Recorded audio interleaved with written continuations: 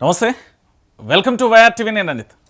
తెలంగాణ రాష్ట్ర రాజకీయాలకు సంబంధించి ఇప్పటివరకు ఈ రాష్ట్రానికి సంబంధించిన ముఖ్యమంత్రి యనుమల రేవంత్ రెడ్డి గారు మాట్లాడే ప్రతి పదానికి సంబంధించి తెలంగాణ ప్రాంత ప్రజలు, ఈ రాష్ట్రానికి సంబంధించిన మేధావులు, ఈ రాష్ట్రానికి సంబంధించిన యువత, ఈ రాష్ట్రానికి సంబంధించి అన్ని రాజకీయ పార్టీలు కూడా పూర్తి స్థాయిలో పరిశీలిస్తున్న పరిస్థితి చూసాం.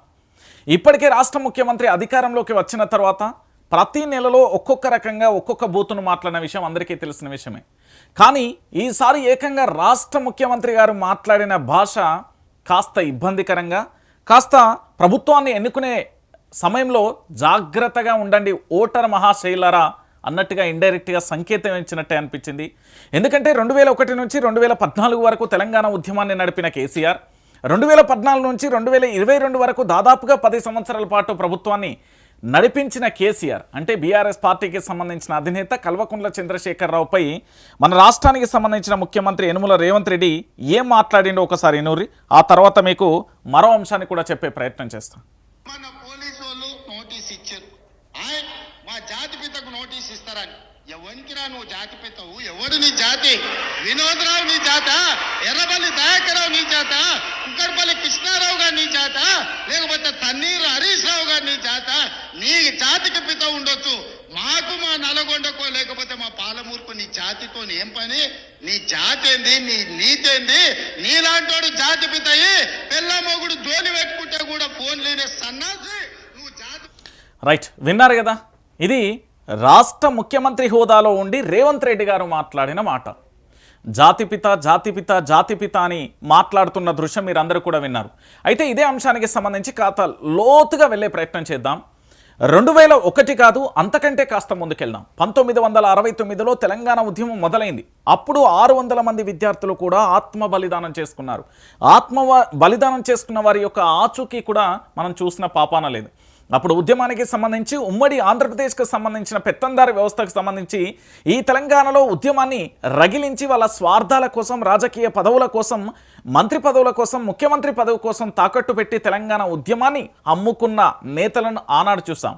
కానీ 2001లో ప్రత్యేక తెలంగాణ రాష్ట్రం కోసం అనేక రకాలుగా ఇబ్బందులు పడుతూ పోలీస్ స్టేషన్లలో కేసులు నమోదవుతూ, దాంతోపాటు పార్టీ ఉనికే లేకుండా చేయాలనే అనేక రాజకీయ శక్తులన్నీ కూడా ఏకీకృతమై, ఉమ్మడి ఆంధ్రప్రదేశ్కు సంబంధించిన పెత్తందారి వ్యవస్థ కూడా ఏకీకృతమై, ఎలాగైనా రాష్ట్రానికి సంబంధించి ప్రత్యేక తెలంగాణ వాదం వినబడకూడదు, ఆ వాదాన్ని ఎవరు వినకూడదు అంటూ కేసీఆర్పై హుక్కుపాదాన్ని మోపి అనేక రకాలుగా ఇబ్బందులు పెట్టిళ్ళు. అయితే ఇందులో కాస్త విషయం ఏంటంటే, గతానికి సంబంధించి ఇదే మన రాష్ట్ర ముఖ్యమంత్రి అంటే యనుమల రేవంత్ రెడ్డి గారికి సంబంధించి గతంలో మన ముఖ్యమంత్రి ఏం మాట్లాడిండు అనేది కూడా మీకు వినిపించే ప్రయత్నం చేస్తే, ఎందుకంటే మన ముఖ్యమంత్రి గారు ఆనాడు కేసీఆర్కు సంబంధించి ఏం మాట్లాడిండు, ఈరోజు కేసీఆర్కు సంబంధించి ఏం మాట్లాడుతున్నాడు అనేది కూడా ఒకసారి మీ అందరికీ వినిపించే ప్రయత్నం చేస్తే, ఎందుకంటే కేసీఆర్కు సంబంధించి ఏం మాట్లాడిండో ఒకసారి ఎనూరి. అప్పుడు సంబంధించి రాష్ట్రం వచ్చిందంటే చంద్రశేఖరరావు గారి కృషిని ఎవరు కాదనలే, నేను కూడా ఇంక్లూడింగ్ అంట. నేను కేసీఆర్ బాగా విమర్శిస్తాను, నేను బాగా ఎప్పుడు కూడా అంట. కేసీఆర్ ఎలా అధికారంలోకి వచ్చిండు? కేసీఆర్ త్యాగం చేసిండు తెలంగాణ కొరకు. మీరేం చేసిండు? మీ మోడీ ఏం చేసిండు? మీ అమిత్ షా ఏం చేసిండు? బిడ్డను చంపి తల్లిని చంపి బిడ్డను బతికించిందని చీకట్ల తలుపులేసి అని చెప్పిన మోడీ. మీ కల్చర్ అది. మీ అమిత్ షా ఏం చేసిండు తెలంగాణ కొరకు? వారసత్వం అంటే మీ దాంట్లో ఎన్ని వారసులు చెప్పారు? ఇంతకుముందు కిషాన్ చెప్పినట్టు మీకు ఇదొక తంతుగా మారిపోయింది అబద్ధాలు చెప్పడం. మీ మూలం ఏంది? మీకు ఎవరు మీ సిద్ధాంతకర్తలు ఎవరు? రైట్, విన్నారు కదా తెలంగాణ రాష్ట్రం ఎట్లా వచ్చిందో మళ్ళీ ఒకసారి. తెలంగాణ రాష్ట్రం వచ్చిందంటే చంద్రశేఖరరావు గారి కృషిని ఎవరు కాదనలే, నేను కూడా ఇంక్లూడింగ్ అంట. రైట్, తెలంగాణ రాష్ట్రం ఈరోజు వచ్చింది అంటే అది కల్వకుంట్ల చంద్రశేఖరరావు కృషి వల్లనే వచ్చింది అంటూ ఆనాడు ఒక శాటిలైట్కు సంబంధించిన ఆ టీవీ ఛానల్లో కూర్చొని ఇదే మన రాష్ట్ర ముఖ్యమంత్రి రేవంత్ రెడ్డి మాట్లాడిన భాష. నిజానికి తెలంగాణ రాష్ట్రం అనే పదం రావడానికి, తెలంగాణ రాష్ట్ర ప్రభుత్వం తెలంగాణ రాష్ట్రం అని రావడానికి కృషి ఎవరు? కేసీఆర్. ఈరోజు తెలంగాణ రాష్ట్ర ముఖ్యమంత్రి ఎవరు? యనుమల రేవంత్ రెడ్డి అనే పదం రావడానికి కారణం ఎవరు? ఆ పదవులు రావడానికి ఈరోజున్న రేవంత్ రెడ్డి అయినా, మంత్రివర్గమైనా, ఎమ్మెల్సీలైనా, ఎంపీలైనా, కాంగ్రెస్ ప్రభుత్వం తెలంగాణలో అధికారంలోకి రావడానికైనా కారణం ఈరోజు మంత్రులు అని చెప్పుకుంటున్నారు, ముఖ్యమంత్రులు అని చెప్పుకుంటున్నారు. వాటన్నింటికీ మూలం ఎవరు? ప్రత్యేక రాష్ట్రం వచ్చింది కాబట్టి వీళ్ళందరూ మంత్రులైలు, వీళ్ళందరూ కూడా ముఖ్యమంత్రులైన పరిస్థితి మనం చూస్తాం.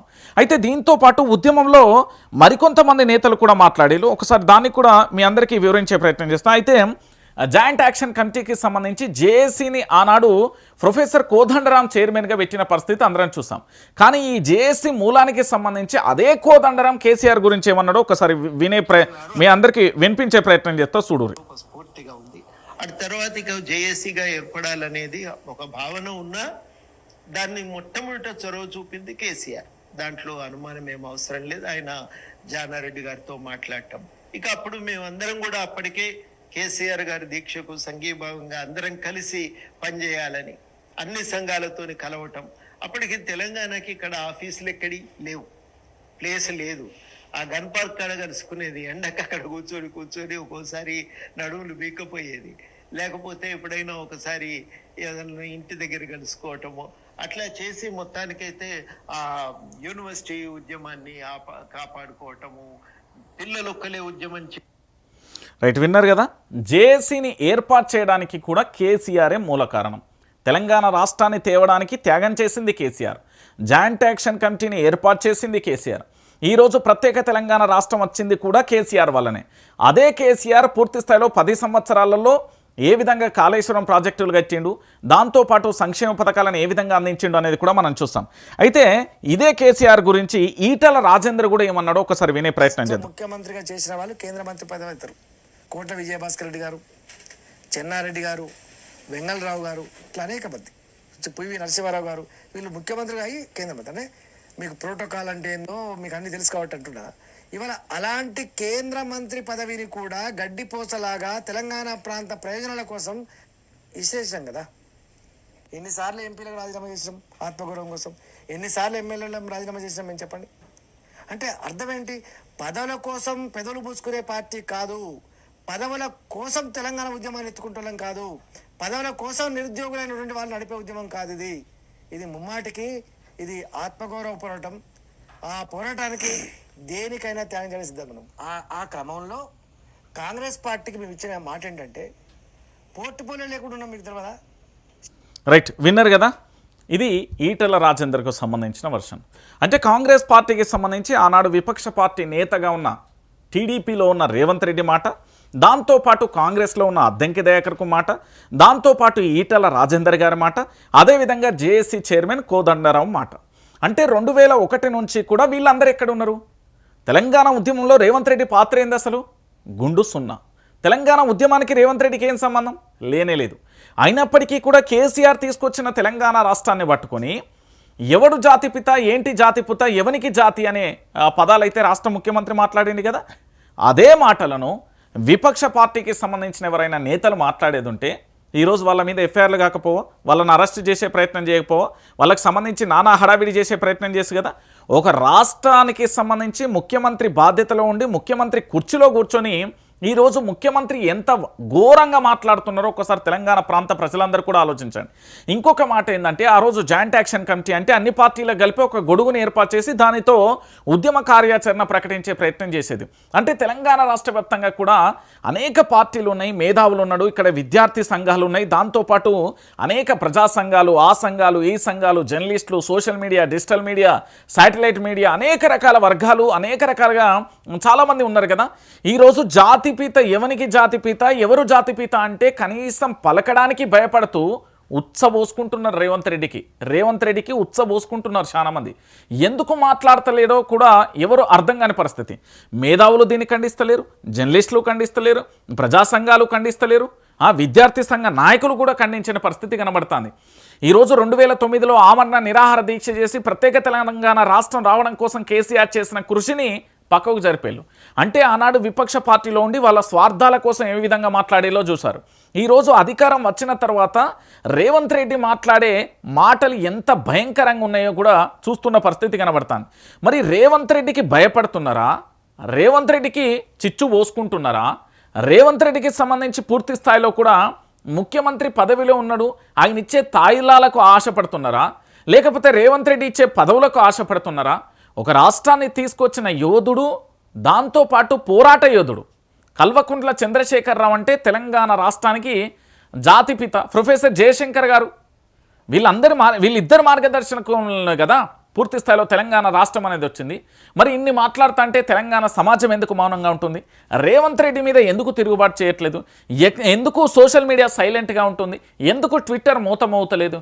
ఎందుకు వాట్సప్ ఎందుకు పరిగెత్తుతలేదు? యూట్యూబులలో ఎందుకు రావట్లేదు? శాటిలైట్ జర్నలిస్టులం, వర్కింగ్ జర్నలిస్టులం అనే ఆనాడు తెలంగాణ ఉద్యమంలో కేసీఆర్ పడ్డ కష్టాన్ని ఎందుకు గుర్తు చేస్తలేరు? ఒక కేసీఆర్ను తిడితే ఎందుకు మౌనంగా ఉండిపోతున్నారు? రేవంత్ రెడ్డికి భయపడుతున్నారా? లేకపోతే రేవంత్ రెడ్డి ఇచ్చే తాయిలాలకు ఆశపడుతున్నారా? లేకపోతే రేవంత్ రెడ్డికి సంబంధించి ఇచ్చే పదవులకు ఆశపడుతున్నారా? ఒక్కసారి ఆలోచించండి తెలంగాణ ప్రాంత ప్రజలారా. కేసీఆర్కు సంబంధించి జాతిపిత అని ఇష్టం వచ్చినట్టుగా ఎవర్రా నువ్వు, ఏంటి నువ్వు అనే పదాలను వాడుతూ, దాంట్లో ఒక సీనియర్ రాజకీయ నాయకుడిగా, వయసులో పెద్ద ఆయన, ఓ పార్టీ అధినేతగా, మాజీ ముఖ్యమంత్రిగా, ప్రస్తుతానికి సంబంధించి ఎమ్మెల్యేగా, ఇన్ని పదవులలో ఉన్న వ్యక్తికి కనీసం గౌరవం ఇవ్వకుండా రేవంత్ రెడ్డి మాట్లాడే భాష ఎంతవరకు కరెక్ట్ అనేది మీరు ఒకసారి ఆలోచించండి.